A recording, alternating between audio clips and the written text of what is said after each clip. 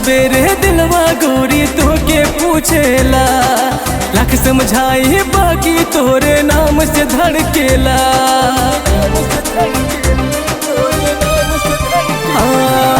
साँझ सवेरे दिलवा गोरी तो के पूछेला, लाख समझाई बाकी तोरे नाम से धड़केला। मन के मौसम कभो न बदले व्याकुल रहेला, नैना तरसेला तोके खोजेला। माने लो न बात केहू के हरदम रोवेला, नैना तरसेला तोके खोजेला। माने लो न बात केहू के हरदम रोवेला।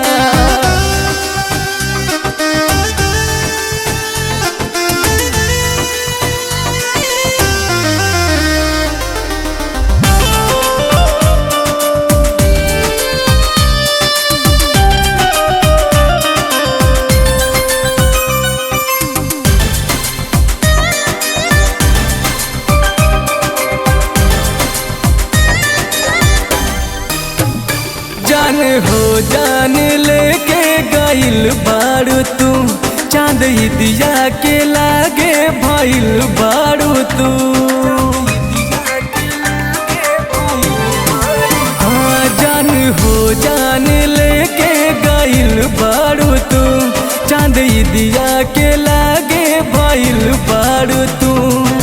ढक जाला अंगना के चांदन बादल छाएला, नैना तरसेला तोके खोजेला। मान लो न बात केहू के हरदम रोवेला, नैना तरसेला तोके खोजेला।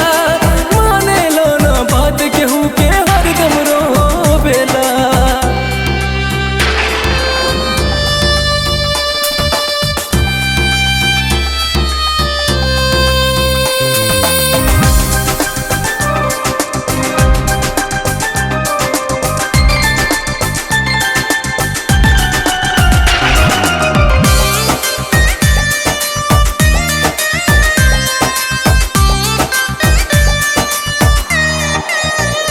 याद चढ़ती दोपहरी के आवेला हो, छाया ओढ़नी के केहू ओढ़ावेला हो।